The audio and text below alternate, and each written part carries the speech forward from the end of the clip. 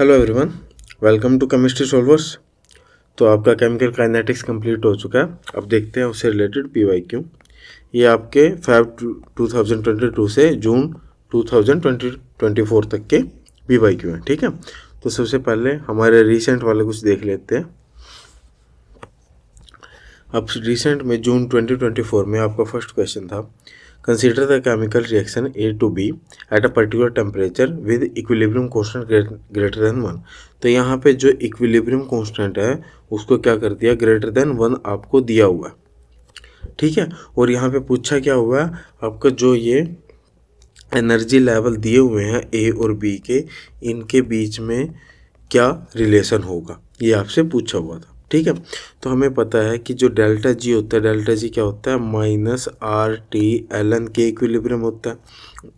और अगर आपका के इक्विलिब्रियम ग्रेटर देन 1 है तो ln ऑफ के इक्विलिब्रियम आपका क्या होगा, पॉजिटिव वैल्यू होगा कुछ ना कुछ, ठीक है। क्यों? क्योंकि आपका जो ln 1 होता है वो 0 के इक्वल होता है।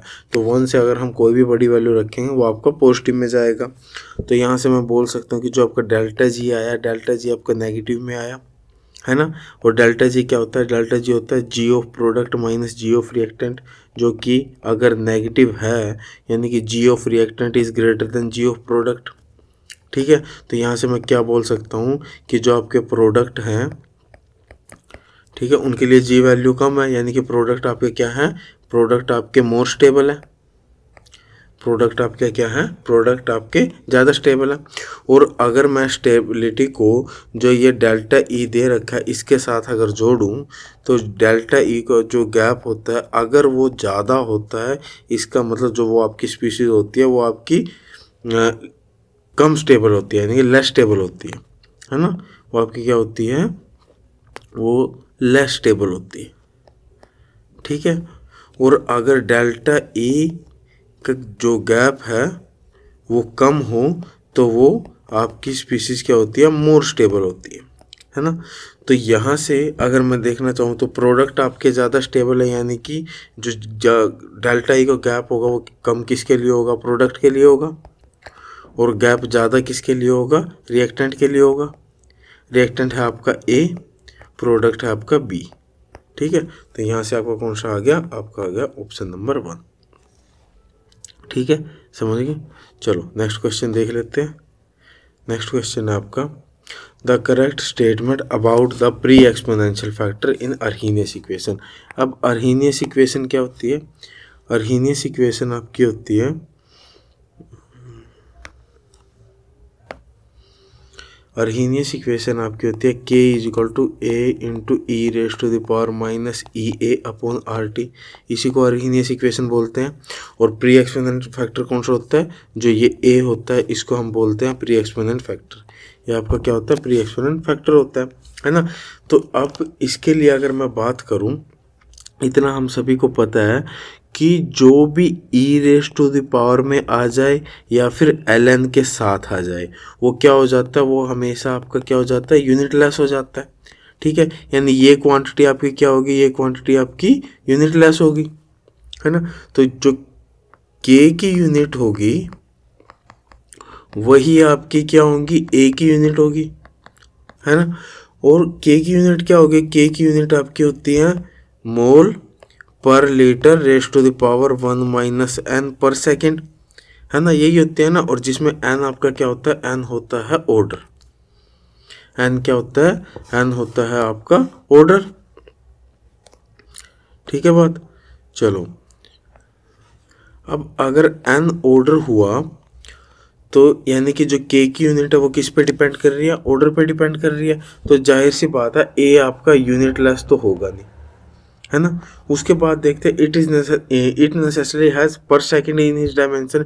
अब इसकी डायमेंशन में पर सेकेंड तो होता है, ठीक है। अगर छोड़ देते हैं एक बार, अगला देख लेते हैं, इट डजंट नेसेसरली हैव पर सेकेंड। पर सेकेंड तो है, तो 2 और 3 आपस में कॉन्ट्रास्ट कर रहे हैं तो 3 भी नहीं होगा।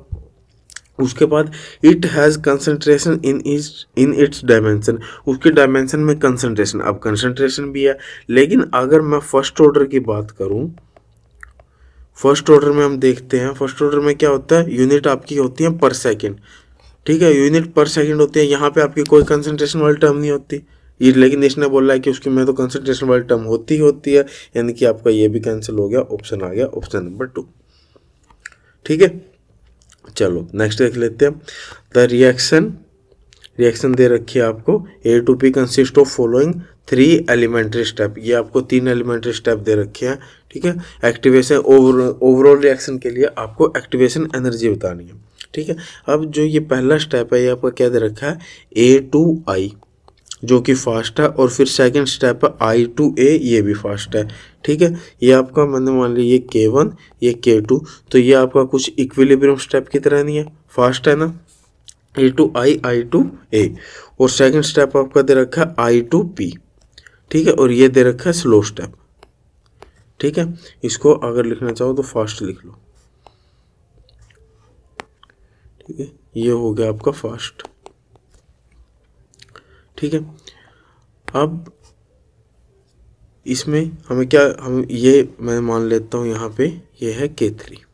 ठीक है, तो अगर मैं रेट ऑफ रिएक्शन लिखने जाऊँ, रेट ऑफ रिएक्शन क्या होगा, K3 इंटू I, है ना। अब I आपका क्या है, इंटरमीडिएट है, तो यहाँ पे या तो SSA लगाना पड़ेगा या इक्विलिब्रियम लगाना पड़ेगा। अब डायरेक्ट अगर मैं यहाँ से इक्विलिब्रियम लगा के देखूँ तो K इक्विलिब्रियम क्या आएगा, K इक्विलिब्रियम आपका आएगा K1 बाई K2 के इक्वल, जो कि किसके इक्वल है, कंसंट्रेशन ऑफ प्रोडक्ट I यानी कंसंट्रेशन ऑफ रिएक्टेंट A, है ना। तो यहाँ से अगर मैं I की कंसंट्रेशन निकालना चाहूँ वो किसके इक्वल आ जाएगी, K1A बाई K2।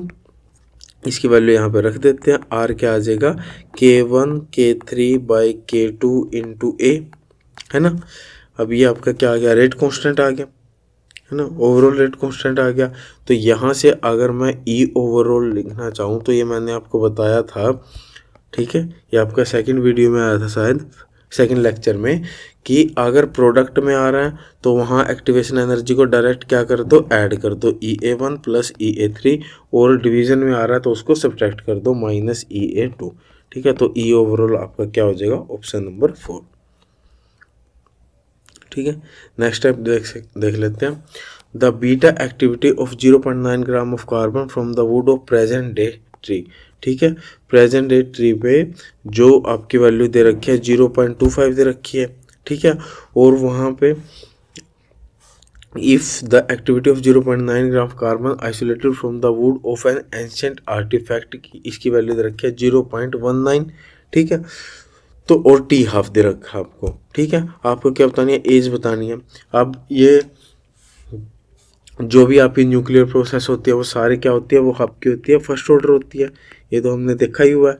अगर वो सारी की सारी फर्स्ट ऑर्डर होती है तो फर्स्ट ऑर्डर के लिए मेरे को इक्वेशन पता है क्या होती है, KT is equal to 2.303 log A0 upon A, यही होता है ना। और अगर मैं रेडियो एक्टिविटी की टर्म में लिखना चाहूँ तो K को किससे डिनोट करते हैं, लैम्डा, और यहाँ पे आ जाएगा T is equal to 2.303 log NI by NF। ठीक है, NF कहाँ होता है, ये आपकी सैंपल में होता है, और ये आपका क्या होता है, लिविंग में होता है। ठीक है, अब कुछ नहीं, अब सिंपल इसको, और ये जो T है, T क्या बताता है, T आपको एज बताता है। अब डायरेक्ट यहाँ से एज की वैल्यू निकाल लो।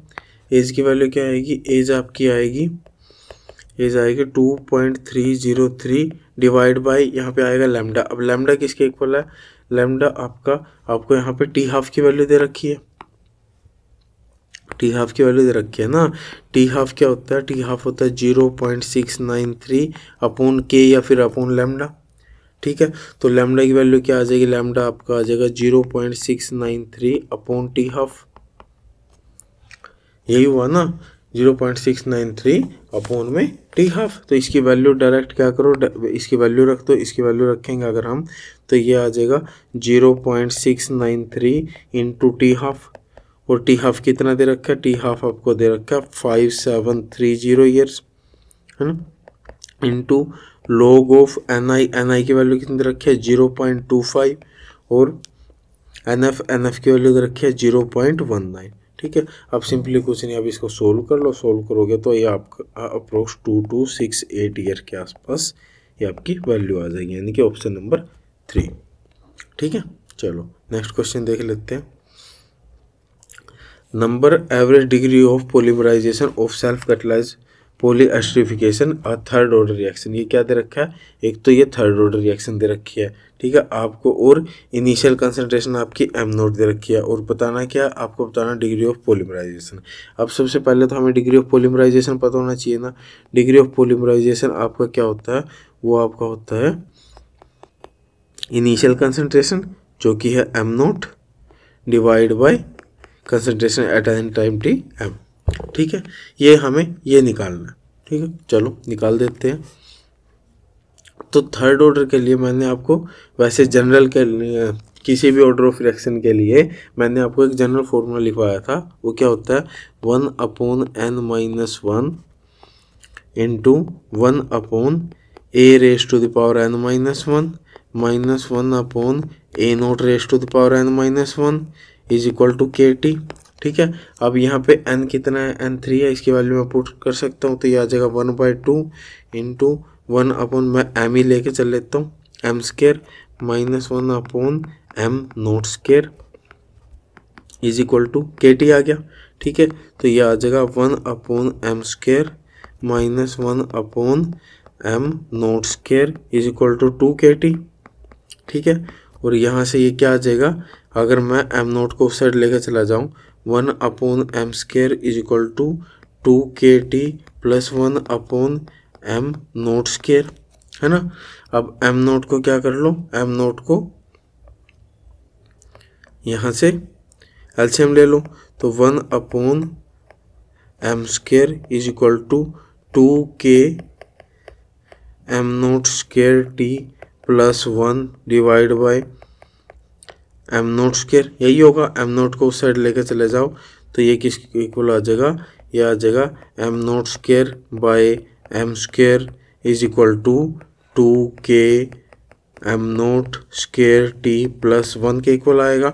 और ये क्या दे रहा है, ये आपको डिग्री ऑफ पॉलीमराइजेशन का क्या दे रहा है, स्क्वायर दे रहा है ना, डिग्री ऑफ पॉलीमराइजेशन का स्क्वायर दे रहा है, और इसकी वैल्यू क्या आ रही है 2K m0²T प्लस 1, यानी कि ये आ गया आपका ऑप्शन नंबर 1, ठीक है। चलो नेक्स्ट क्वेश्चन देख लेते हैं। नेक्स्ट आपका दे रखा है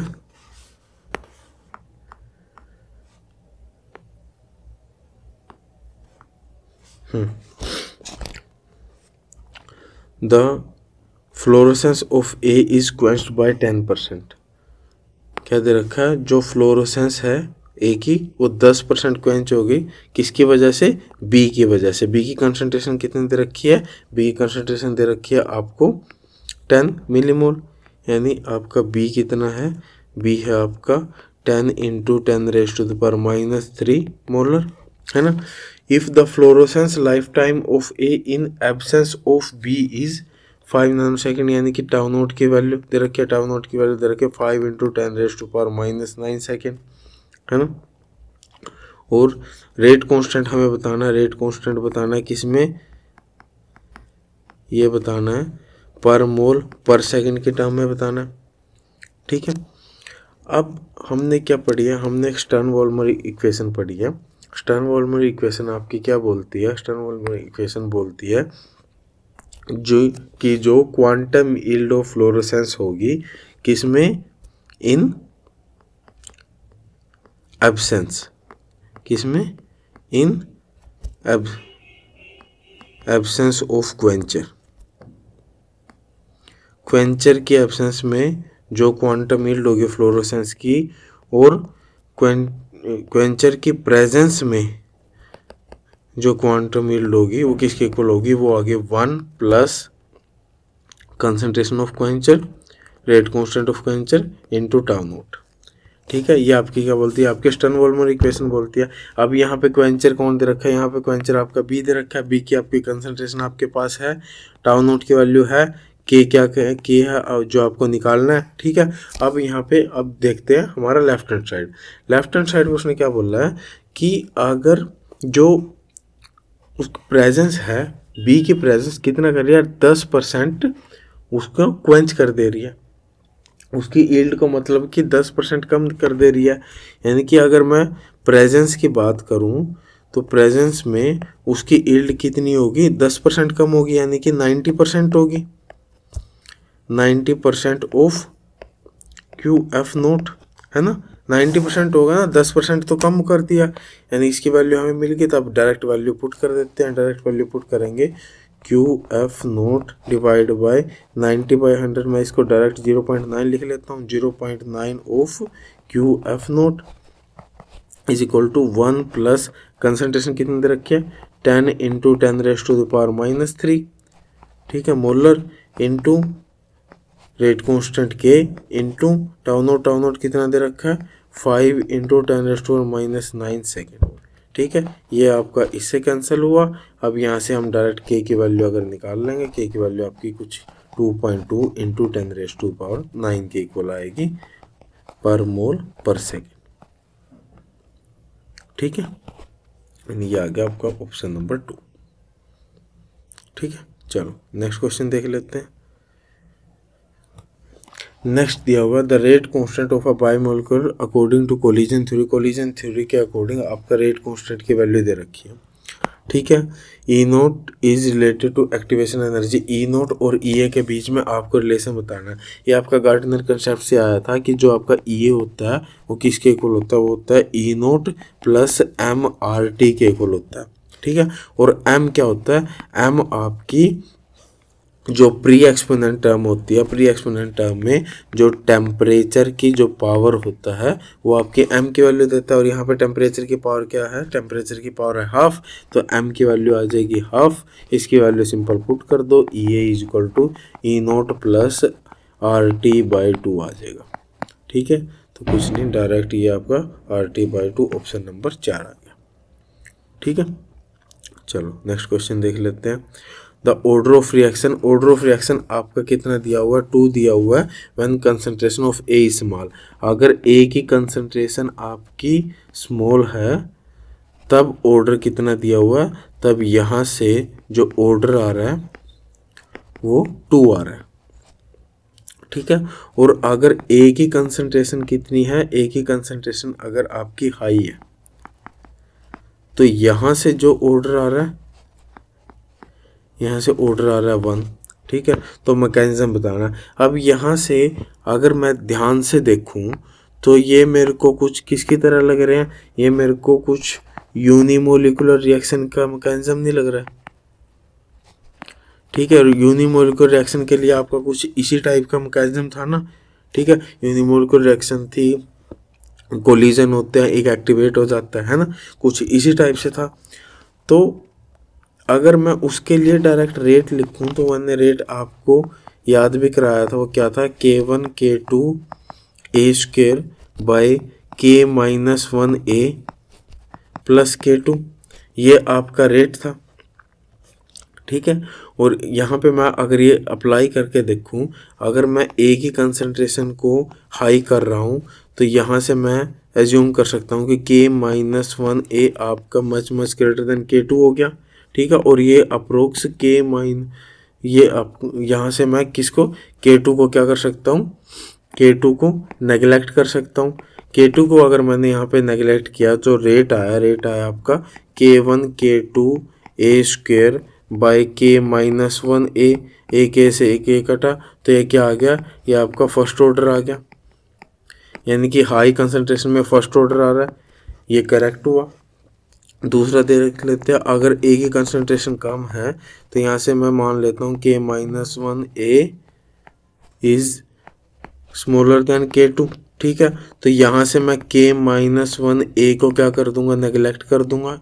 इसको मैंने नेगलेक्ट किया तो जो रेट आया K1 K2 A square by K2 आया, K2 से K2 कटा, यानी कि ये क्या आया, अब की बार ये सेकंड ऑर्डर आया। यानी कि अगर ए की कंसंट्रेशन कम थी तो वो ऑर्डर सेकंड ऑर्डर आ रहा है, यानी कि ये आपका यूनिमोलिकुलर रिएक्शन है। यूनिमोलिकुलर रिएक्शन आपकी कौन सी होती है, आपका ऑप्शन नंबर 3, ठीक है। 4 क्यों नहीं आया, क्योंकि यहाँ पे आपका ये क्या होता है, इक्विलिब्रियम होता है, ठीक है। चलो नेक्स्ट देख लेते हैं। नेक्स्ट अब देख लेते हैं भाई दिसंबर 2023 पे, है ना। ये क्या बोल रहा है, अकॉर्डिंग टू अर्हीनियस इक्वेशन क्या थी, k is equal to a into E raise to the power minus E A upon R T. ठीक है, तो अगर आपको अर्हीनियस इक्वेशन दे रखी है तो यहाँ पे आपको k वर्सेस 1/t में रिलेशन या ग्राफ बताना है। ठीक है, तो अगर मैं इक्वेशन से देखूं, ये आपका कुछ y is equal to E raise to the power minus x का ग्राफ नहीं बन रहा है। y is equal to E raise to the power minus x आ रहा है ना, यहाँ पे ई ए बाई आर तो क्या हो जाएगा, जो ई ए बाई आर हुआ, ई ए बाई आर तो ये तो क्या आ जाएगा, कांस्टेंट आ जाएगा, और ये भी क्या है, कांस्टेंट है। तो अगर मैं ये आपका क्या आ गया, ये y आ गया ई रेस टू द पावर, यहाँ पे ये क्या है, ये है 1/t, तो 1/t को मैं क्या मान लेता हूँ, x मान लेता हूँ। ठीक है, तो ये y equal to E raise to power minus x का ग्राफ आ गया, और y equal to E raise to power minus x का ग्राफ आपका कुछ किस टाइप से होता है, वो आपका मैंने कराया हुआ है, वो कुछ इस टाइप से होता है। ठीक है, लेक्चर 1 में सारे ग्राफ कराए थे ना, वहाँ पे y is equal to E raise to power minus x का भी आपको ग्राफ कराया था, यानी कि आ जाएगा आपका ऑप्शन नंबर 1। चलो नेक्स्ट देख लेते हैं। नेक्स्ट क्या है, to reaction have same pre exponential factor but EA of first order is lower than that of second by. ठीक है, इनके लिए प्री एक्सपोनेंट फैक्टर क्या है, सेम है, यानी कि A1 is equal to A2 है, लेकिन जो but the EA of first reaction is lower then second, यानी कि EA2 माइनस EA1 ये आपको किसके इक्वल दे रखा है, 5 किलो कैलोरी पर मोल। ठीक है, ये आपको कुछ इसके इक्वल दे रखा है। ठीक है, आर की वैल्यू क्या दे रखी है, आर की वैल्यू दे रखी है 1.987 into 10 raise to the power minus 3 kilocalorie per mole पर केल्विन। ठीक है, यहाँ से हमें बताना क्या है, the ratio of rate constant for first and second reaction, यानी कि K1 बाई K2 की वैल्यू बतानी है, यहाँ से क्या आएगी। ठीक है, अब हमें क्या पता है, हमें अर्हीनियस इक्वेशन पता है। अर्हीनियस इक्वेशन क्या होती है, k is equal to a into E raise to power minus E A upon R T, यही होती है ना, ये आपकी होती है अर्हीनियस इक्वेशन। तो यहाँ से अगर मैं क्या करूँ, अगर मैं दोनों साइड लोग ले लूँ, ln k is equal to ln a minus E A upon R T, कुछ ये आ जाएगा। तो अगर मैं दो इक्वेशन लिख लूँ, तो ln k1 minus ln a1, तो ये EA1 अपॉन आर टी। ठीक है, ये हुआ, और यहीं ln k2 is equal to ln a2 minus EA2 by R T, यही होगा ना। तो जो ये फर्स्ट इक्वेशन और सेकंड इक्वेशन है, इन दोनों को माइनस कर दो, तो ln first minus second ln k1 minus ln k2, अब ये दोनों तो कैंसिल ही हो जाएगी क्योंकि a1 आपका a2 के इक्वल है, और यहाँ से ये किसके इक्वल आएगा, मैंने माइनस कॉमन ले लिया, नहीं माइनस क्यों ही कॉमन लेना ना, तो ये आ जाएगा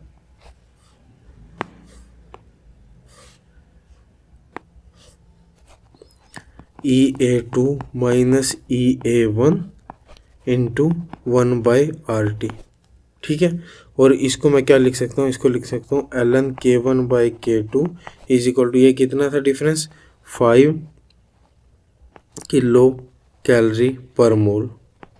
ठीक है, डिवाइड बाय आर की value 1.987 into 10 raise to the power minus 3 kilocalorie per mole पर केल्विन, इंटू टेम्परेचर कितना आ जाएगा 298 केल्विन। ठीक है, यूनिट सारी कैंसिल आउट होगी, तो ये आपका अप्रोक्स इसके इक्वल आएगा। तो यहाँ से अगर मैं k1/k2 की वैल्यू निकालना चाहूँ तो ये अप्रोक्स 5 के इक्वल आएगी।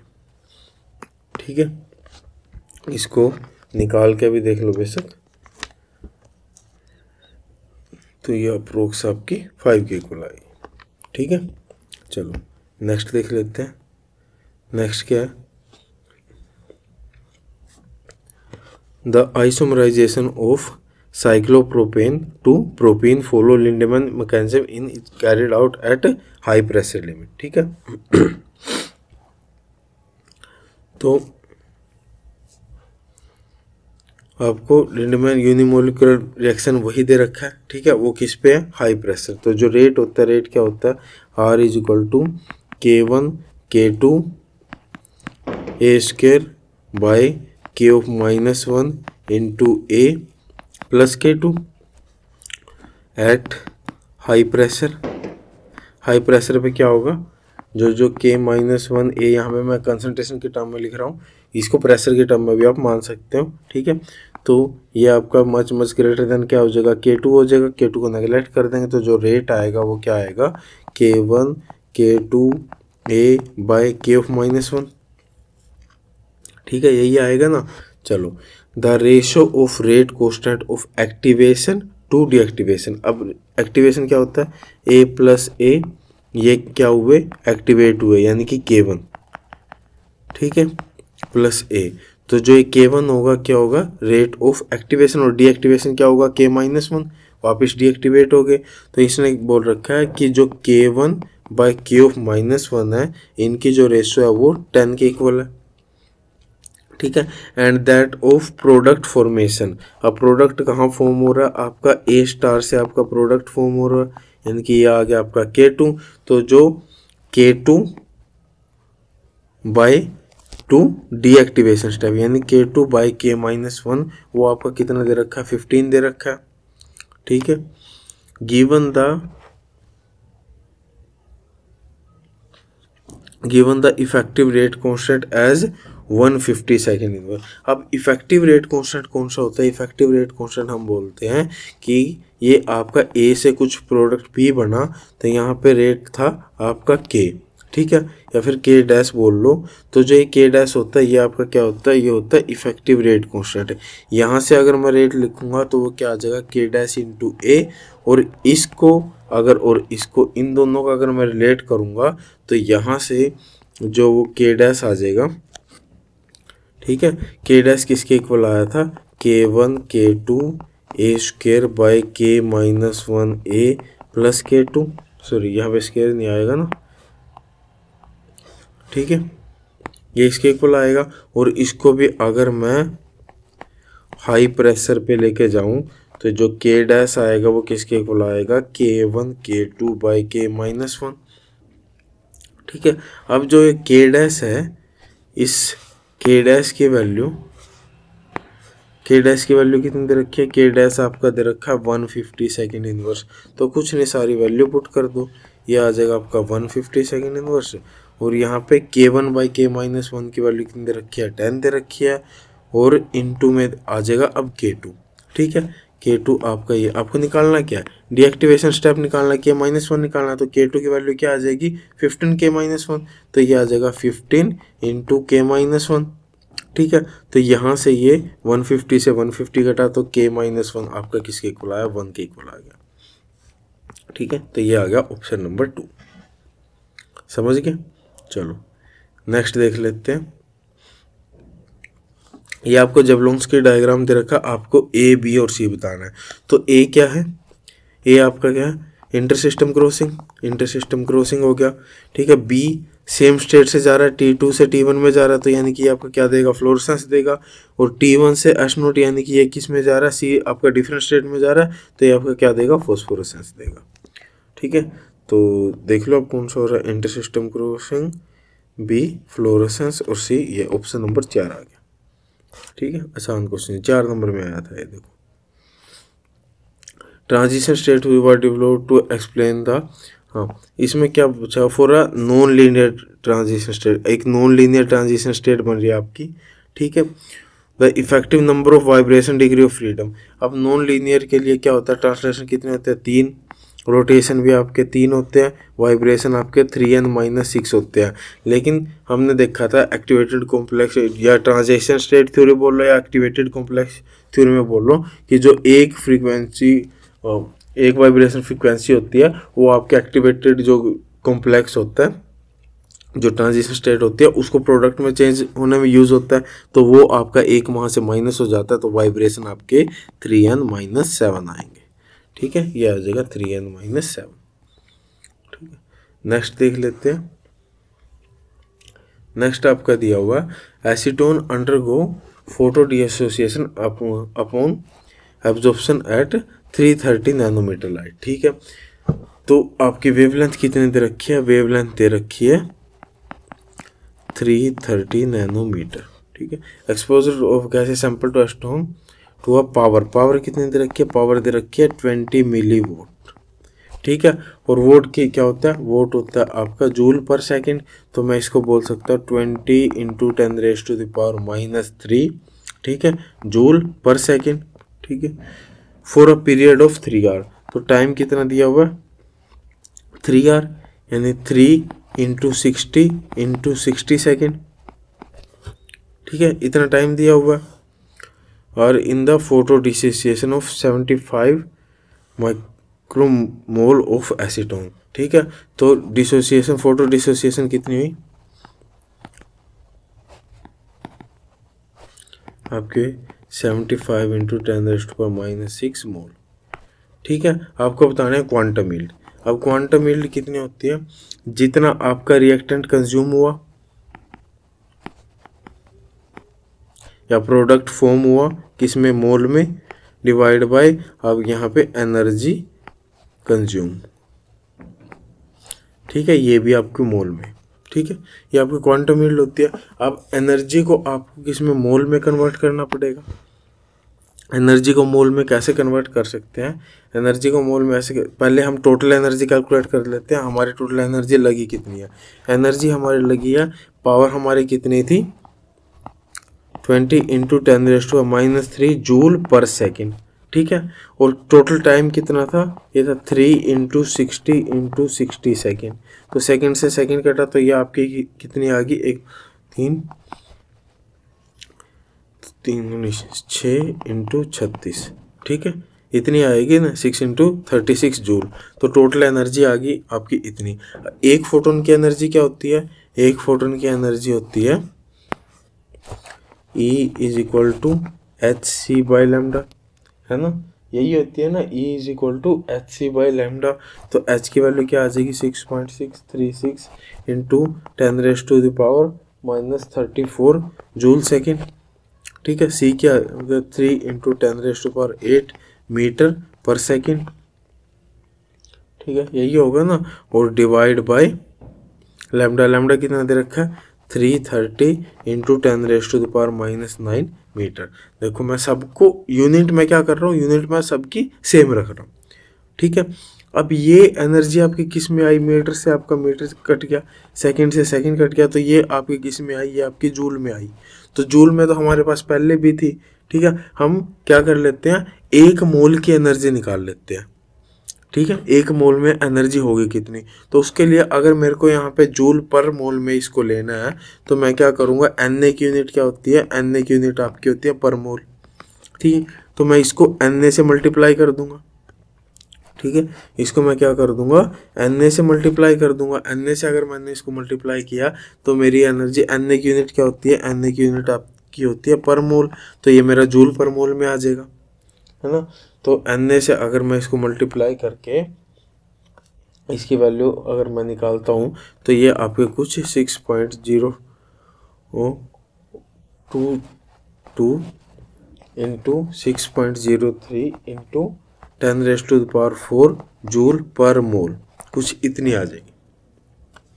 ठीक है, इसकी वैल्यू ये आ गई। यहाँ से मैं क्या बोल सकता हूँ? यहाँ से मैं बोल सकता हूँ कि जो 6.022 × 6.03 × 10⁻⁴ जूल, उतनी एनर्जी किसकी है? 1 मोल की है। ठीक है, तो 1 जूल किनकी एनर्जी होगी? 1/6.022 × 6.03 × 10⁻⁴ मोल की होगी, है ना। और इतनी एनर्जी 6 × 36 जूल की किसकी होगी? कितने मोल होगी? तो ये आपका किसके इक्वल आ जाएगा? 6 इंटू 36 जूल,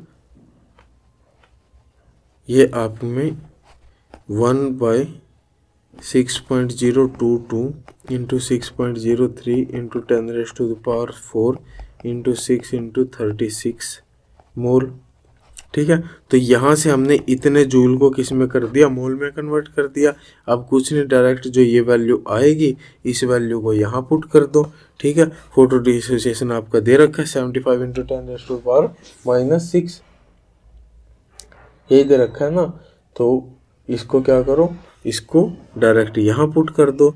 तो यहाँ से जो क्वांटम यील्ड आएगी, क्वांटम यील्ड को यहाँ से कैलकुलेट कर लो। क्वांटम यील्ड आपकी कितनी आएगी, ये आपकी आएगी 1.25 इंटू 10⁻⁻1। ठीक है, यानी कि ऑप्शन नंबर 2। ठीक है, तो इसको एक बार और ध्यान से देख लो। हमने किया क्या, हमने पहले क्या की, पहले हमने टोटल एनर्जी कैलकुलेट की हमारी कितनी है।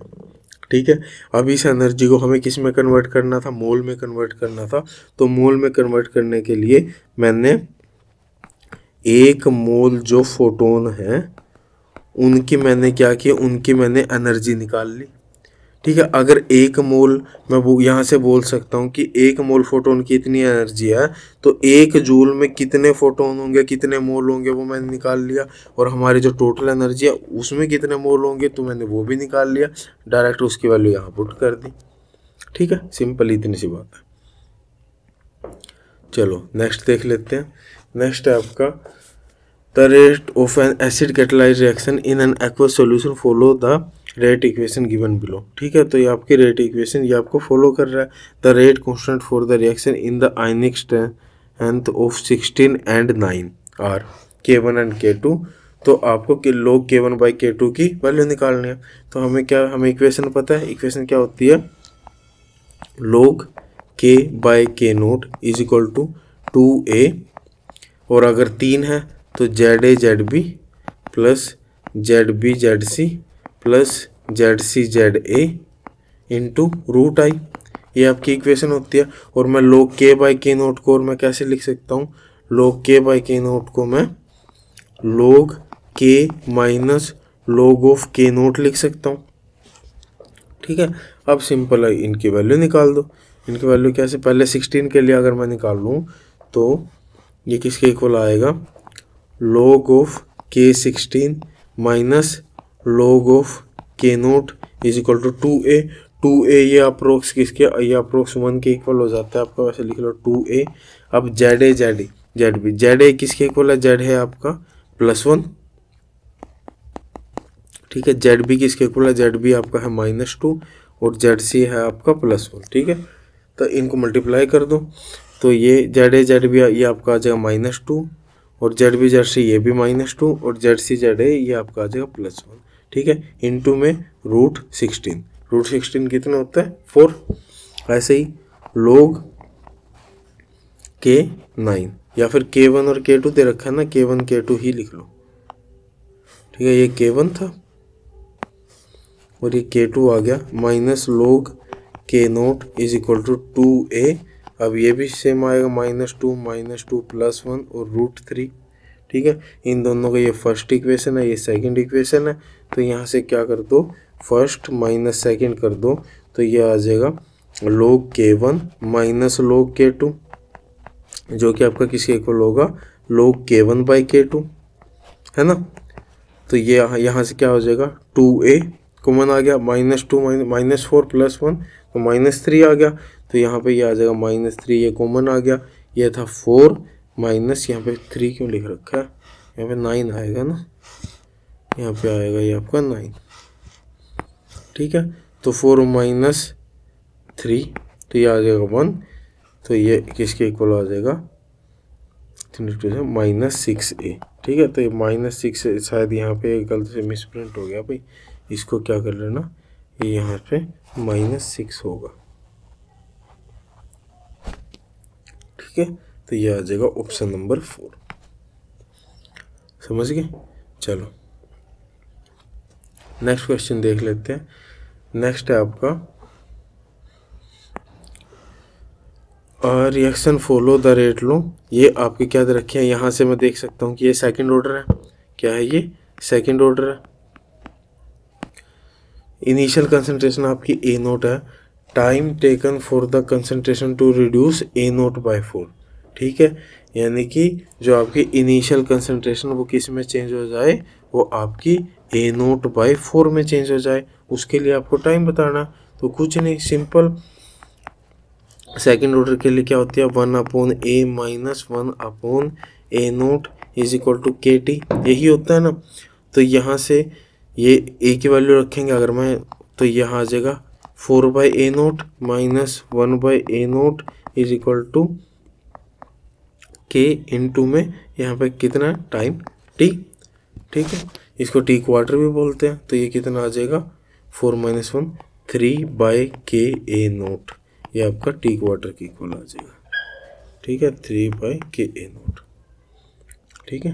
नेक्स्ट देख लो। अब नेक्स्ट ये सिंपल है, ये हमने इस टाइप का अभी रिसेंट में भी आया था, वो हमने कर भी लिया। क्या ये इफेक्टिव, इसमें क्या करना, ओवरऑल एक्टिवेशन एनर्जी आपको निकालनी है। तो ये सिंपल है। तो यहाँ से जो के इक्विल, जो ये फर्स्ट है, फर्स्ट से हमारा के इक्विलिब्रियम निकाल सकते हैं। के इक्विलिब्रियम क्या आएगा, KA/KA' आएगा, जो कि आपका concentration of I by concentration of A into concentration of B था, ठीक है। और जो रेट होगा, रेट इसका क्या था, KB इंटू I था, ठीक है। I की वैल्यू अगर मैं यहाँ से रखूँ तो ये क्या आ जाएगा, KB by KA' into concentration of A into concentration of B। अब यहाँ से ओवरऑल अगर मैं E ओवरऑल निकालना चाहूँ, E ओवरऑल क्या आ जाएगा, EA1 यानी EA mine plus EB, EB के टर्म में है ना, हाँ, minus plus EB minus EA'। तो ये कौन सा ऑप्शन है आपका, ये option number 2, EA plus EB minus EA', ठीक है। चलो नेक्स्ट क्वेश्चन देख लेते हैं। ये फिर ऐसे ही हो गया, हाँ ठीक है। फॉर जीरो रिएक्शन के लिए आपका टी कंप्लीशन पूछा ना यहाँ पे, the time required to consume all the, यानी कि टी कंप्लीशन क्या होता है, ए नोट अपॉन के, ठीक है, ए नोट अपॉन के ही तो होता है। तो ये ए नोट अपॉन के ये आ जाएगा ऑप्शन नंबर 2। चलो नेक्स्ट। अब ये दे रखा है, a protein has 3 tyrosine residue, ठीक है। तो टायरोसिन N ऑफ TYR, ठीक है, N ऑफ TYR लिख देता हूँ मैं उसको। कितना नंबर दे रखा है, उसका नंबर दे रखा 3। और ट्रिप्टोफन कितने दे रखे हैं, ट्रिप्टोफन का नंबर आपका TRY बोल देता हूँ मैं, उसको दे रखा, वो दे रखा N, ठीक है। Both of which are only amino acid absorbing at 280 nanometer if the absorbance of protein having a concentration of 10 micromolar, ठीक है। तो जो कंसंट्रेशन दे रखी है, कंसंट्रेशन आपकी 10 × 10⁻⁻⁶ मोलर दे रखी है, ठीक है। इन अ क्यूवेट ऑफ लेंथ दे दी कितने, 2 सेंटीमीटर। और एब्जॉर्बेंस की वैल्यू दे दी, एब्जॉर्बेंस दे दी 0.59, ठीक है।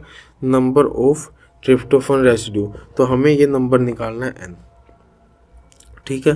तो एब्जॉर्बिविटी भी दे रखी है दोनों की, टायरोसिन की 1500 है और ट्रिप्टोफन की कितनी है, 5000 है। तो हमें पता है कि जो हमारा एब्जॉर्बेंस होता है वो एडिटिव इन नेचर होता है। तो टोटल एब्जॉर्बेंस किसके इक्वल होगा, A1 + A2। जितना एब्जॉर्बेंस आपका टायरोसिन की वजह से हो रहा है और जितना आपका ट्रिप्टोफन की वजह से हो रहा है, तो टायरोसिन की वजह से कितना आएगा, एब्जॉर्बेंस किसके इक्वल होता है, एप्सिलॉन CL के इक्वल होता है ना, ठीक है।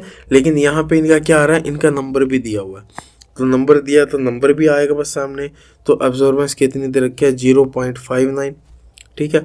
तो A1 कितना आएगा, A1 है आपका नंबर कितना दिया, N of tyrosine into epsilon of tyrosine into C into L plus N of tryptophan into epsilon of tryptophan into C into L। तो CL यहाँ पे क्या आ जाएगा, कॉमन आ जाएगा। इसका नंबर कितना दिया हुआ, 3 इंटू ये है 1500, ठीक है, प्लस में N इनटू ये है 5000, ठीक है। यहाँ से मैंने क्या कर लिया, मैंने कॉमन ले लिया, n of epsilon of tyrosine plus n of epsilon of phen into c l, ठीक है। ये मैंने बस कॉमन ले लिया कुछ इस टाइप से, ठीक है। और इनटू में कंसंट्रेशन कितनी है, कंसंट्रेशन है आपकी 10⁻⁻5 मोलर, ठीक है। यहाँ पे अगर मोलर है तो हम मोलर में ही ले रहे हैं, ठीक है। इनटू में लेंथ है आपकी कितनी 2 सेंटीमीटर, तो लेंथ ही आपकी 2 सेंटीमीटर आ गई। तो यहाँ से अगर मैं डायरेक्ट इसकी वैल्यू निकालना चाहूँ तो ये वैल्यू कितनी आएगी भाई, निकाल लेते हैं, ये 0.59, ठीक है। अब यहाँ से 100 क्या आ जाएगा, कॉमन आ जाएगा, तो 15 दिया, ये हो जाएगा 45 प्लस ये हो जाएगा 50n और 100 गया, ये हो जाएगा 10⁻³ इंटू 2, ठीक है। ये कुछ इस टाइप से आया ना, इतना है, तो ये उस साइड जाएगा। अगर यहाँ से ये 45 plus 50n is equal to ये आ जाएगा 590/2, 590/2 ये आ जाएगा 295, और 45 अगर मैं माइनस करूँ तो 50n इज इक्वल टू ये आ जाएगा 0, 5 और 2, तो n की वैल्यू कितनी आ गई, 50 आ गई। एक जीरो कहीं गड़बड़ करी है क्या, नहीं 5 आएगी ना, n की वैल्यू 5 आएगी, ठीक है। 50 से डिवाइड कर रहे हैं ना, 5 से थोड़ी कर रहे हैं, तो n की वैल्यू क्या आ जाएगी, n की वैल्यू आ जाएगी यहाँ से 5। ये आ गया ऑप्शन नंबर 2, ठीक है। नेक्स्ट देख लेते हैं, in a reaction between 2 ions the rate constant is Kr when the ionic strength is this, ठीक है, and the rate constant is Kr naught when the ionic activity coefficient is 1। The ratio, दोनों की ratio दे दिया, Kr/Kr note ये आपका 0.884 दे दिया, ठीक है। और इसके लॉग की वैल्यू भी दे रखी है, तो लॉग ऑफ 0.884 आपका -0.05 है, ठीक है, ये भी दे दिया। तो हमें पता है, तो if the charge of the ion is +1, तो एक ZA चार्ज कितना दे रखा +1, तो Z भी हमें क्या करना है, Z भी हमें निकालना है, ठीक है। तो हमें पता है log of K/K0 is equal to 2A ZA ZB into में √I, ये होता है ना। तो log of 0.884 is equal to 2 into 0.509 into ZA कितना +1 इंटू ZB इंटू में √0.04।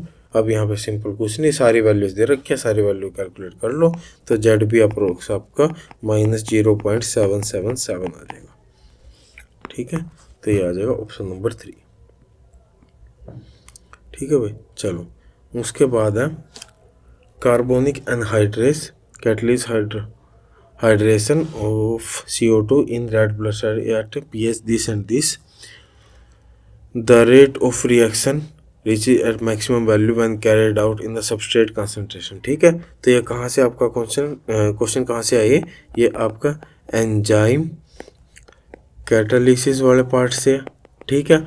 और रेट इसने आपका न्यू की फॉर्म में दिया हुआ है, और यहाँ पे आपको 1/ν दिख रहा है, तो आपने कुछ 1/R वर्सेस 1/S के आपने कोई लिनेवर प्लॉट पढ़ा था ना, क्या था, R आपका किसके इक्वल था, R आपका होता है R max into S divide by S plus Km, यही होता है ना।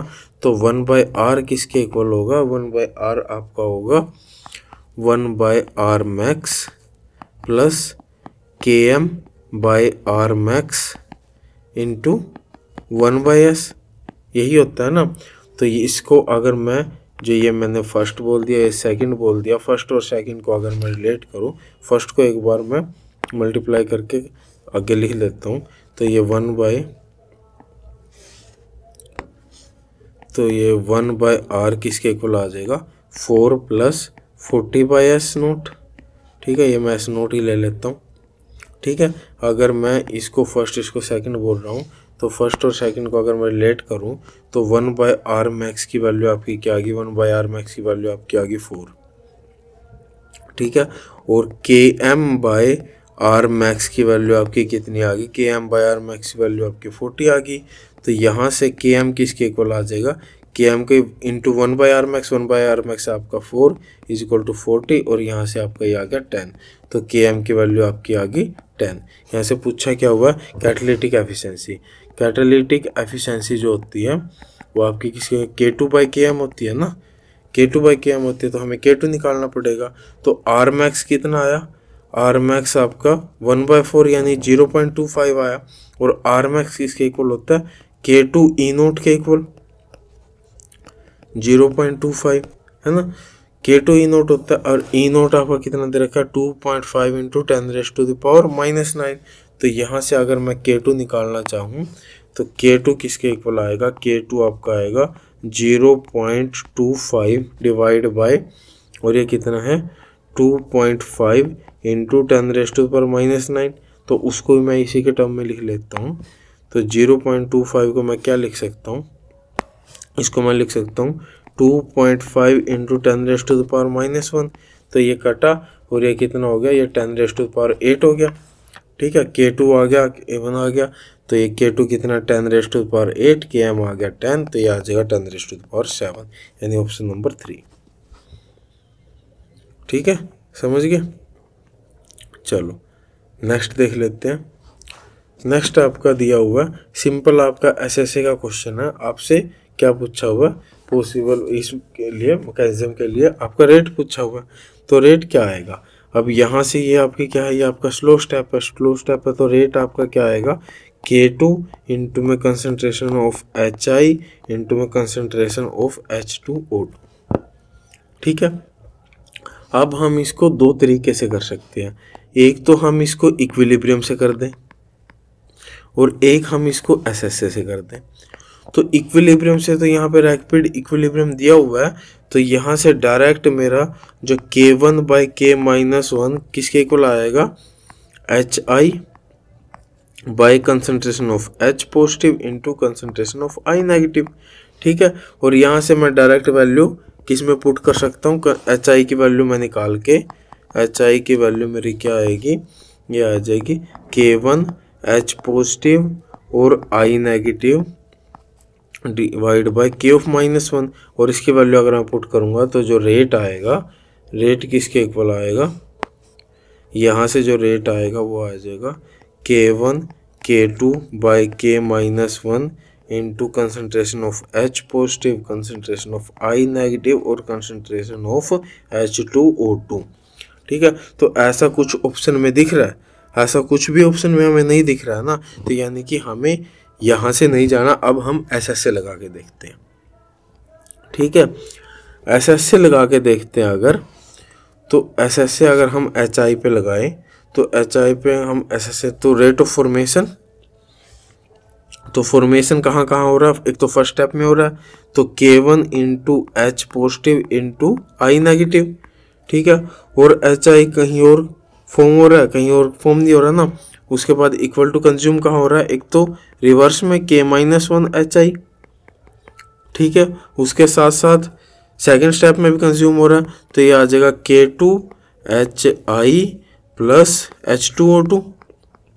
यहाँ से अगर मैं कंसंट्रेशन ऑफ HI निकालना चाहूँ तो किसके इक्वल आ जाएगा, K1 H पॉजिटिव और I negative divide by K-1 plus K2 into H2O2, यही आएगा ना। तो यहाँ से अगर मैं रेट लिखूँ तो रेट आपका किसके इक्वल आएगा, रेट आपका आ जाएगा K1 K2 H positive I negative into H2O2 divide by K-1 plus K2 into H2O2, यही आ जाएगा ना। और ये आपका क्या आ रहा है, ये आपका आ रहा है ऑप्शन नंबर 1, ठीक है। तो ये आपको देखना पड़ेगा कि इक्विलिब्रियम से एसएसए से कहाँ से आ रहा है, ठीक है। चलो नेक्स्ट क्वेश्चन देख लेते हैं। नेक्स्ट आपका the effective rate constant for a gaseous unimolecular reaction, आपकी एक यूनिमोलिकुलर रिएक्शन दी हुई है, ठीक है। उसके लिए आपका इफेक्टिव रेट कांस्टेंट दिए हुए हैं। इफेक्टिव रेट कांस्टेंट मैंने आपको अभी पहले भी बताए थे, ठीक है। तो वो आपके यानी कि के डैश की वैल्यू दे रखी है, ठीक है। के डैश ऑफ 1 बोल देता हूँ मैं, वो है आपका 1.7 इंटू 10⁻³ पर सेकेंड, ठीक है।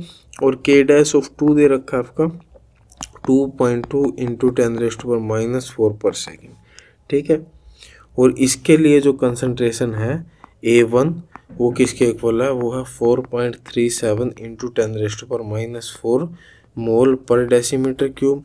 और इसके लिए जो कंसंट्रेशन है A2 वो किसके इक्वल है, वो है 1 इंटू 10⁻⁵ मोल पर डेसीमीटर क्यूब, ठीक है।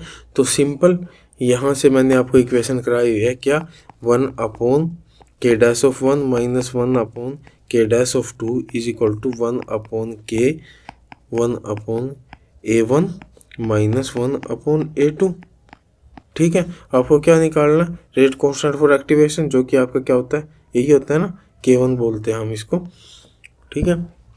तो आपको सिंपल K1 की वैल्यू निकालनी है, सारी वैल्यू आपको दी हुई है, सारी वैल्यू को पुट कर दो। तो ये 1.7, ठीक है, into 10⁻³ minus 1 upon 2.2 into 10⁻⁴ is equal to 1 upon K into 1 upon 4.37 into 10⁻⁴ minus 1 upon 1 into 10⁻⁵।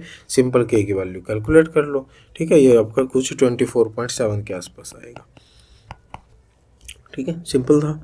चलो नेक्स्ट है the reactive cross section area. Reactive cross section area मैंने आपको बताया था हार्पून मैकेनिज्म में आता है।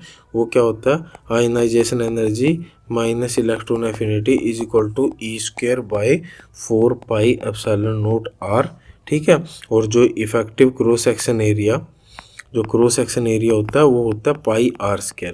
तो जाहिर सी बात है एरिया आपका ज़्यादा कब होगा, जब आपका R ज़्यादा होगा, ठीक है। और अगर आपका R ज़्यादा होगा, अब यहाँ पे आपको आयनाइजेशन एनर्जी देखनी है या इलेक्ट्रॉन एफिनिटी देखनी है। यहाँ देख लो, यहाँ भी Cl है, यहाँ भी Cl है, यहाँ भी Cl है, यहाँ भी Cl है। तो यानी कि Cl वाले टर्म को तो हमें देखने की जरूरत ही नहीं, तो Ea को तो हम देखेंगे नहीं, हमें केवल आयनाइजेशन एनर्जी देखनी है। तो आयनाइजेशन एनर्जी किसके, R के इन्वर्सली प्रोपोर्शनल है। आयनाइजेशन एनर्जी यहाँ पे इन्वर्सली प्रोपोर्शनल आ रही है R के, ठीक है ना। तो अगर रेडियस ज़्यादा होगा तो जाहिर सी बात है यहाँ से आयनाइजेशन एनर्जी आपकी कम होनी चाहिए, ठीक है। या उल्टा वहाँ से देख लो ना, अगर आयनाइजेशन एनर्जी कम होगी तो वहाँ से क्या होगा, जो रेडियस होगा वो ज़्यादा होगा। रेडियस अगर ज़्यादा होगा तो एरिया ज़्यादा होगा, है ना। तो आयनाइजेशन एनर्जी कम किसके लिए होगी, जिसका साइज आपका सबसे बड़ा होगा। साइज बड़ा किसका, रूबिडियम का, यानी आपका हो जाएगा ऑप्शन नंबर 4, ठीक है। समझे। चलो अगला क्वेश्चन देख लेते हैं। The rate of decomposition of gas is 10 millimole पर सेकेंड व्हेन 10% इज रिएक्टेड। यानी कि रेट उसका R1 कितना दिया हुआ है, 10 मिलीमोलर पर सेकेंड दिया हुआ है, ठीक है। जब 10% रिएक्ट हो गया, यानी कि जो कंसंट्रेशन है A आपका क्या होता है, A माइनस एक्स, यही होता है ना। और वो 10% रिएक्ट हो गया, यानी कि A माइनस 10/100 ऑफ A, यानी कि ये आपका हो जाएगा 90/100 ऑफ A, ठीक है। ऐसे ये A1 आ गया। R2 कितना दिया हुआ, R2 आपका 5 मिलीमोलर पर सेकेंड दिया हुआ है। तो तब कंसंट्रेट कितना, वो 40% रिएक्ट हो गया। 40% रिएक्ट हुआ, यानी कि X आपका कितना, X आपका 40% बन गया होगा।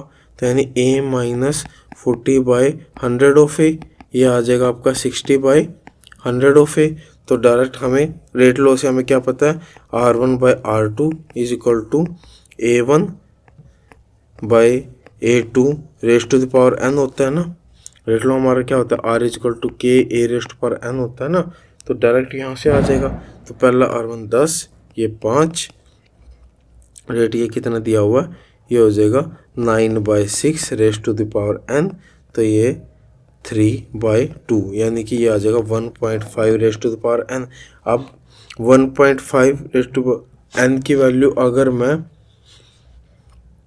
2 करूँ, ठीक है, तो यहाँ पे क्या आ रहा है 2, तो वो ज़्यादा चला जा रहा है, ठीक है, तो 2.0 हो नहीं सकती, तो डायरेक्ट n की वैल्यू आपकी क्या आ जाएगी 1.71 आ जाएगी, ठीक है, n की वैल्यू क्या आ जाएगी 1.71 आ जाएगी। चलो भाई नेक्स्ट देख लेते हैं। द रेट कॉन्स्टेंट फॉर किसी रिएक्शन के लिए आपका रेट कॉन्स्टेंट दे रखा है, ठीक है, एक्टिवेशन एनर्जी बताना है, ठीक है, तो ये 1/t और log के देख के क्या समझ में आ रहा है, आ रहा है कुछ समझ में? यहाँ से अगर मैं अर्गेनियस इक्वेशन लिखूँ k = a into E rest पर minus E A upon R T और log ले लूँ ln k = ln a minus E A upon R T और यहाँ पे इसको log में चेंज करो तो 2.303 log k = 2.303 log a minus E A upon R T, ठीक है, और ये आ जाएगा log k = log a minus E A upon 2.303 are T, ठीक है। तो ये अगर फर्स्ट इक्वेशन होगी, ये सेकंड इक्वेशन होगी, इन दोनों इक्वेशन को अगर मैं कंपेयर करूँ तो log a किसके इक्वल आया, log a आपका आया 14.1 के इक्वल, है ना, और इसको 1/t को अगर मैं छोड़ दूँ तो ई ए अपॉन 2.303 आर, ठीक है, ये किसके इक्वल आया, ये आया आपका 10,000 के इक्वल, ठीक है। अब ये के किस लिए दिया हुआ, के जस्ट आपकी यूनिट को सेटिस्फाई करने के लिए, तो ये किसके इक्वल आ जाएगा, ये आपका आ जाएगा 10,000 के इंटू में 2.303 इंटू 8.314 जूल पर मोल पर केल्विन, तो पर केल्विन से केल्विन गया, ठीक है, और 10⁻³ को आपको किलो जूल में करना है ना, तो किलो जूल में कन्वर्ट करने के लिए यहाँ से 10⁻³ को किलो में कन्वर्ट कर देंगे तो ये आ जाएगा 23.03 इंटू 8.314 किलो जूल पर मोल, ठीक है। अब ये किसके इक्वल आ गया, ये अप्रोक्स है 23, ठीक है, ये अप्रोक्स है 8.4, ठीक है, तो ये आ जाएगा 4 × 12 8 और 8 × 24 32 और 33 3 8 दूँ 16 17 18 19 193 पॉइंट कुछ आ जाएगा, यानी कि इसको अप्रोक्स मान के मैं किया मैंने, तो ये 190 अप्रोक्स 191.4 के इक्वल आ जाएगा, ठीक है, समझ गए।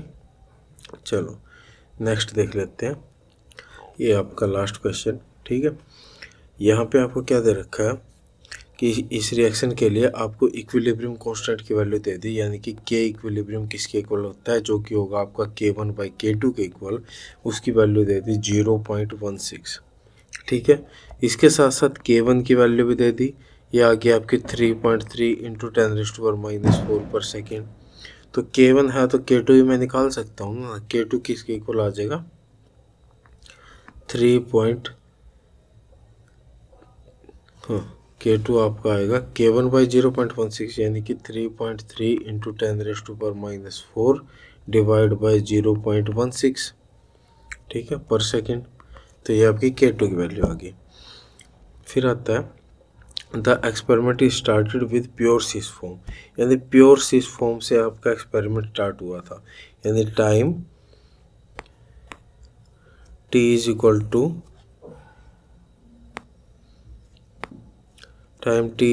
टू 0 पे ये आपका a था, यहाँ पे आपका कुछ नहीं था, ठीक है। उसके बाद time t is equal to t पे क्या हुआ, ये आपका a माइनस एक्स हुआ और ये आपका कुछ x फॉर्म हुआ, और time t is equal to t equilibrium पे क्या हुआ, ये आपका a माइनस एक्स इक्विलिब्रियम हुआ और ये x इक्विलिब्रियम हुआ।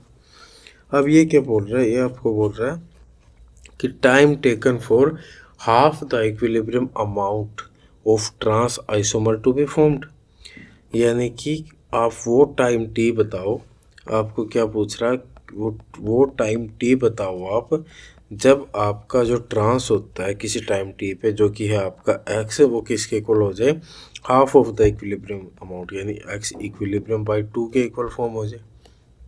इतनी सी बात बोल रहे हो, है ना। तो इतनी सी बात अगर उसने बोल लिया तो यहाँ से मैं, ये आपकी क्या है, रिवर्सिबल रिएक्शन है। रिवर्सिबल रिएक्शन के लिए, कॉम्प्लेक्स रिएक्शन मैंने आपको पढ़ाई थी ना, कॉम्प्लेक्स रिएक्शन के लिए आपकी इक्वेशन थी एक, ln x equilibrium by x equilibrium minus x is equal to k1 plus k of minus 1 into t. तो यहाँ से मैं टी आसानी से निकाल सकता हूँ, निकाल देते हैं।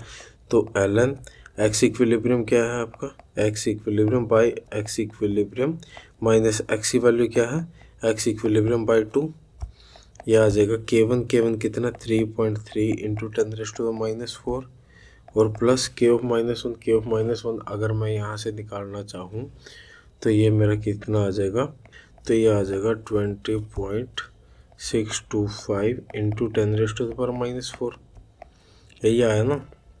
ये हो गया x इक्विलिब्रियम बाय हाफ था 2 गया, x इक्विलिब्रियम से तो ये हो गया ln 2, ठीक है। और ये आ जाएगा इसमें कितना कर दो प्लस 3.3, तो ये ऐड करेंगे, ये कितना आ जाएगा 23.925 इंटू 10⁻⁻⁴ इंटू यहाँ पे टाइम भी था ना, इंटू वहाँ पे टाइम हो जाएगा। तो t की वैल्यू क्या आ जाएगी, ln 2 कितना होता है 0.693, है ना। तो ये आ जाएगा 0.693 डिवाइड बाय 23.925 इंटू 10⁻⁻⁴, ठीक है। तो ये आ जाएगा आपका लगभग 289.65, ठीक है, 289, यानी कि अप्रोक्स आपका ये आ जाएगा 290, यानी कि ये आ जाएगा आपका ऑप्शन नंबर 1, ठीक है। तो ये थे आपके सारे PYQ, ठीक है, जो आपके यहाँ पे आपका केमिकल काइनेटिक्स ख़त्म होता है। इसके बाद भी अगर किसी को भी कोई प्रॉब्लम है तो व्हाट्सएप पे, ठीक है, या फिर इंस्टाग्राम पे आप अपनी प्रॉब्लम भेज सकते हो। मैं आपको अगर हो सका तो मैं आपको सोल्व करके दे दूँगा, ठीक है। और नहीं तो अगर कुछ भी और दिक्कत हो कमेंट करके बता देना। यहाँ भी आप यूट्यूब पे भी कमेंट कर सकते हो, मैं आपको कमेंट का भी रिप्लाई कर दूँगा, ठीक है। चलिए, ओके, बाय।